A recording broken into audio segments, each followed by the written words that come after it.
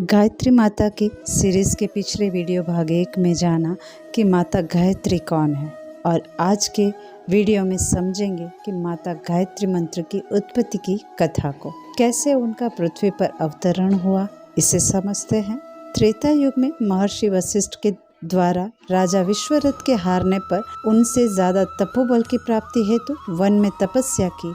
उनके फल स्वरूप अस्त्र शस्त्र और सिद्धियां प्राप्त की, फिर भी महर्षि वशिष्ठ को हरा नहीं सके और विश्वरथ की तपस्या से सभी देवताओं में डर व्याप्त हो गया और राजा इंद्र ने मेनका को उनकी तपस्या भंग करने हेतु विश्वरथ के पास भेजा।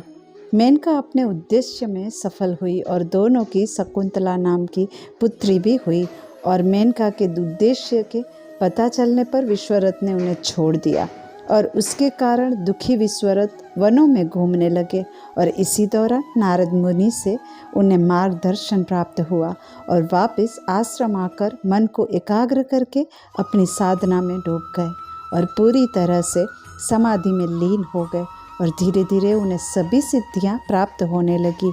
अब उनके अंदर महर्षि वशिष्ठ से बदला लेने की भावना छूट चुकी थी, लेकिन फिर भी अंदर से असंतुष्टि का भाव उत्पन्न हो रहा था।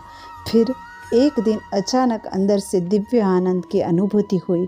ये दिव्य आनंद एक प्रकाशमय पुंज था जिसने एक देवी का स्वरूप ले लिया, जिनके 5 से 10 हाथों में त्रिदेव के सभी अस्त्र शस्त्र थे।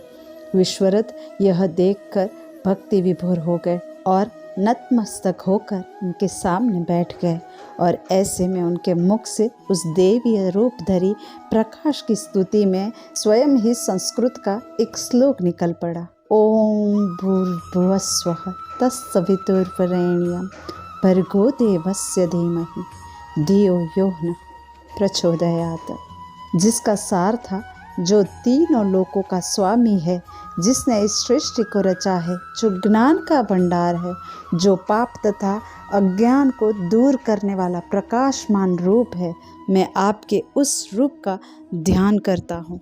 आपका ये रूप मेरी इस बुद्धि को सदैव सही मार्ग पर चलने के लिए प्रेरित करे।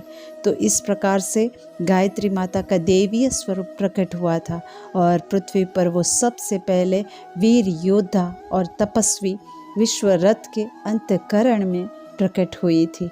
इसीलिए विश्वामित्र सबसे पहले गायत्री साधक कहलाए और उनके द्वारा ही माता गायत्री की स्तुति गायत्री मंत्र के द्वारा हुई। वास्तव में गायत्री मंत्र में सभी देव की स्तुति है, जो ज्ञान का प्रकाश स्वरूप है, ज्ञान की ऊर्जा है। इसीलिए इस मंत्र को सावित्री मंत्र भी कहा गया है और इस प्रकार विश्वरथ ने माता गायत्री से अपने हृदय को पवित्र करने की और अपने शरण में लेने की प्रार्थना की और माता ने प्रसन्न होकर विश्वरथ को जिस मंत्र से स्तुति की थी उसे ही ब्रह्मांड का बीज मंत्र का वरदान दिया और इस प्रकार माता गायत्री ने विश्वरथ को ब्रह्मत्व प्राप्त होने पर ब्रह्मर्षि विश्वामित्र नाम प्रदान किया और इस प्रकार विश्वरथ से ब्रह्म ऋषि बने विश्वामित्र के अंदर जो भी विकार थे वो भी समाप्त हो गए और महर्षि वशिष्ठ से मित्रता कर ली और संसार की भलाई के लिए कार्य किए। आगे चलकर महर्षि वशिष्ठ और ब्रह्म ऋषि विश्वामित्र दोनों को ही श्री विष्णु अवतार श्री राम के गुरु बनने का सौभाग्य प्राप्त हुआ। तो ये हुई गायत्री मंत्र की उत्पत्ति की कथा। आगे के वीडियो में हम समझेंगे कि गायत्री मंत्र का अर्थ क्या है, गायत्री मंत्र को 4 वेदों का सार क्यों कहा जाता है, क्या कहता है गायत्री मंत्र, क्यों इसे महामंत्र कहा जाता है, ये आगे की वीडियो में हम समझेंगे। धन्यवाद। अस्तु।